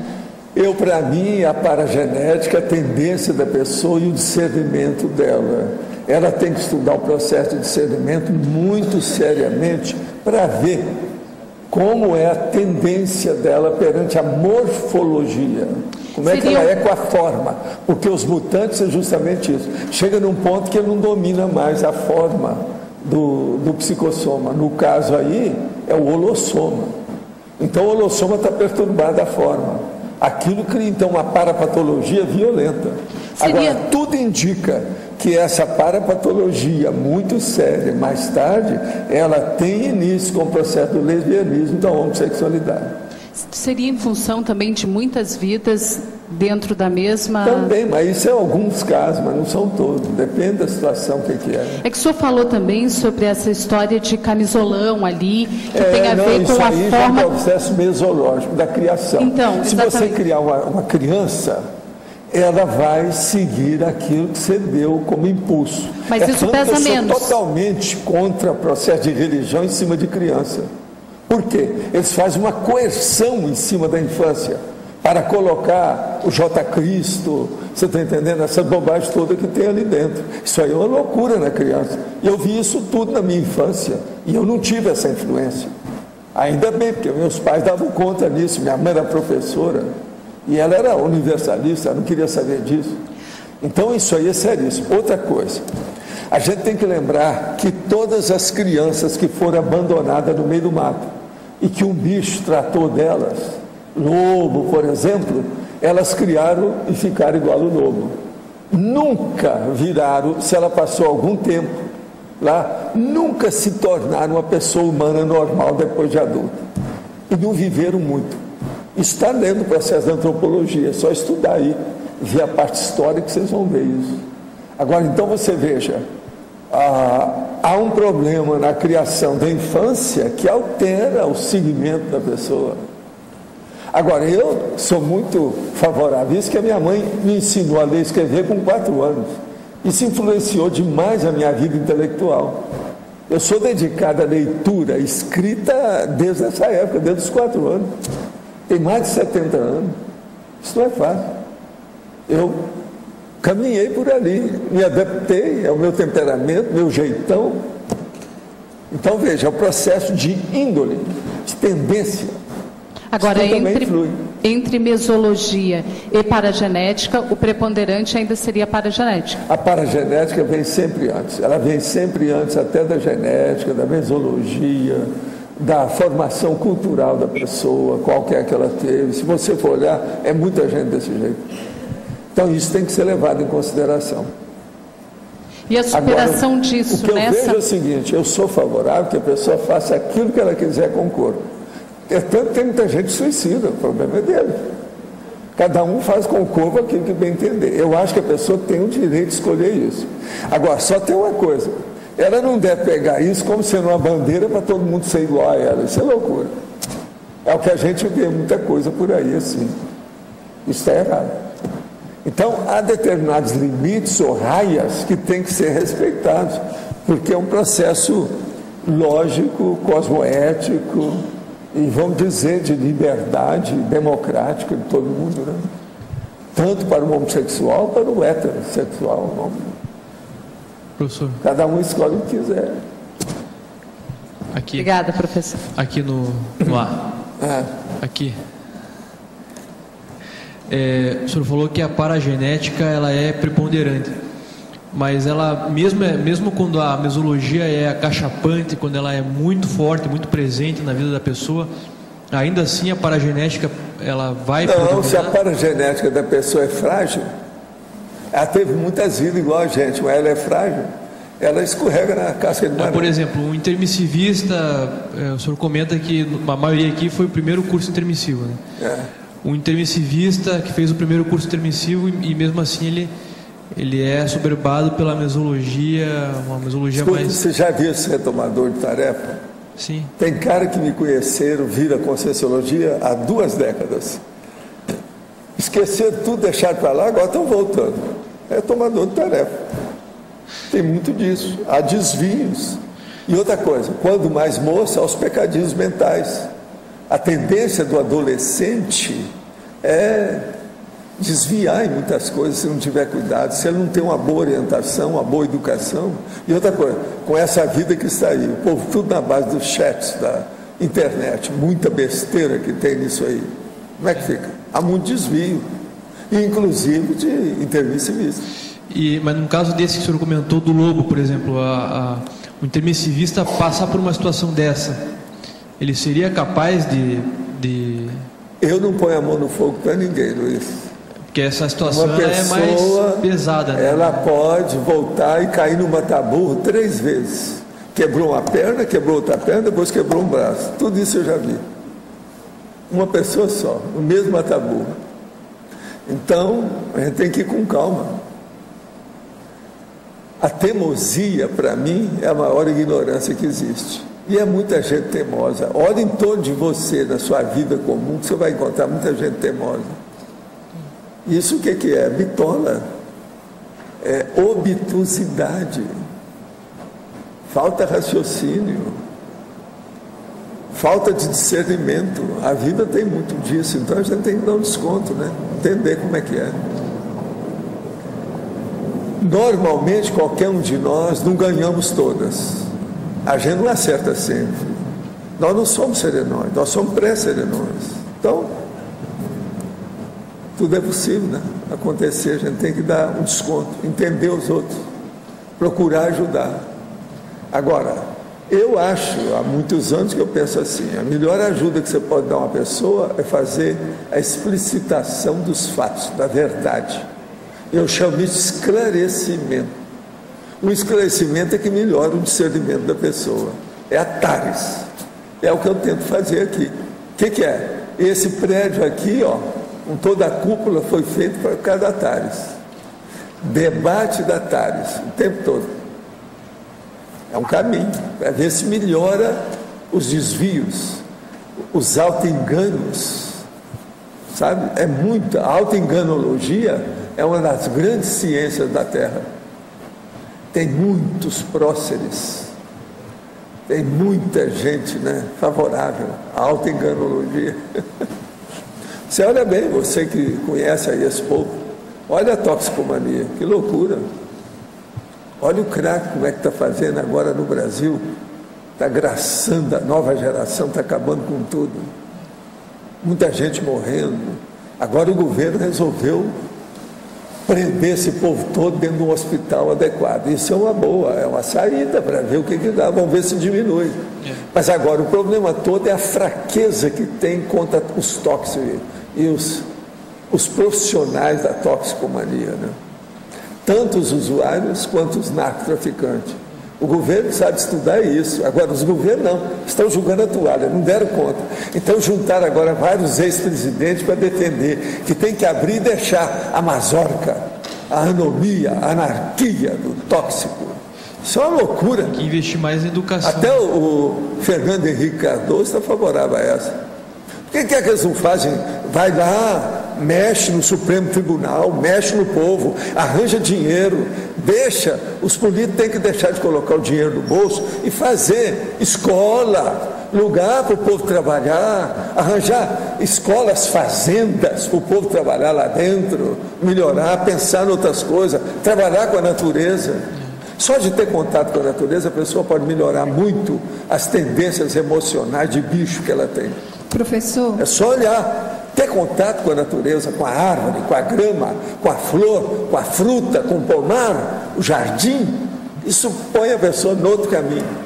Devia de ter cadeia com jardins, cadeia com sistemas agrícolas, cadeia de tudo quanto é jeito, o povo trabalhando lá dentro. Professor, e essas pessoas que não estão preparadas para TARES, né? É feito a TARES, mas elas não recebem...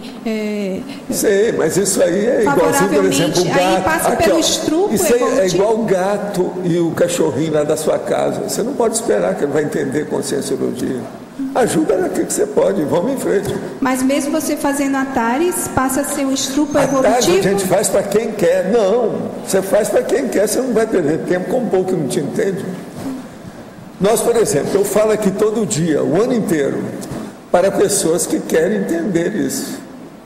Eu não vou doutrinar o povo igual esses fanáticos religiosos na praça. Olha aqui, Jesus é que salva, é o caminho. Eu não sou isso. Eu não vou falar nada disso, eu estou aqui para debater o assunto. Eu não quero convencer ninguém, não quero persuadir ninguém. Eu quero informar. Se a pessoa quiser, ela leva isso a sério ou não, o problema é dela. Eu não ponho a mão na cumbuca nisso. Essa minha posição também é muito positiva e boa para a gente, é o jeito da gente viver melhor. Agora, Alba, eu espero então, mais os outros 100, que você é ótima para defender todo o processo. Você viu que teve gente que até falou sobre o seu processo técnico, você é muito boa. Obrigada. Eu espero outros, já tem outros encaminhados, não tem? Tem. Estou esperando, tá? Beleza. Os nossos comerciais, por favor. Obrigada. As pontuações da tertúlia de hoje foram 92 assinaturas no livro de presença, 22 perguntas presenciais, 22 perguntas respondidas online, 30 votos presenciais, 8 votos online. Hoje temos um recado, Geraldo, Energometria. E antes, Fernando vai falar sobre os amigos da enciclopédia. Boa tarde a todos.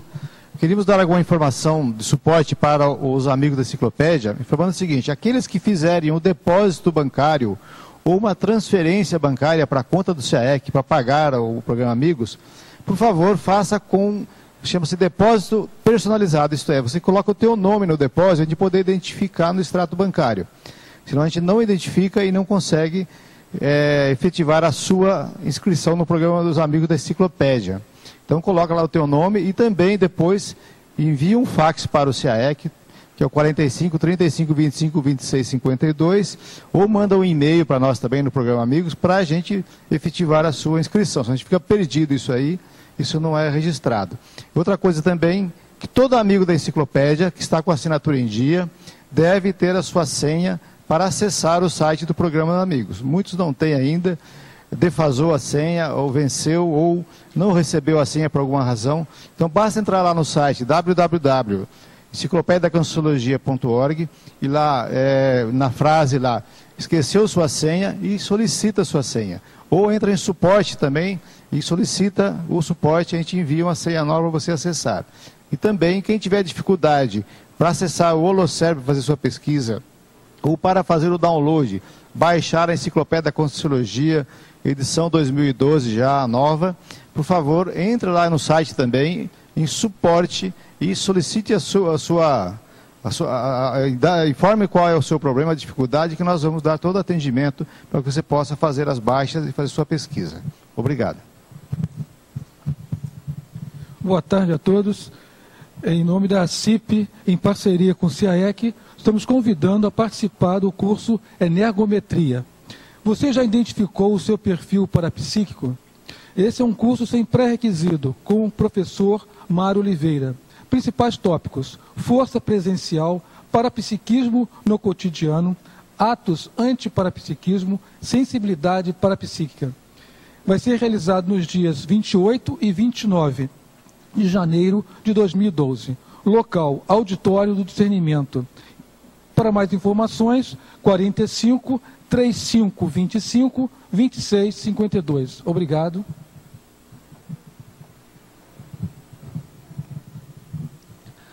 O verbete eleito para amanhã é Crescendo Eletronóutica com Cienciologia, especialidade Mental Somatologia. Autor, professor Arlindo Alcagipani. Obrigado e boa tarde a todos.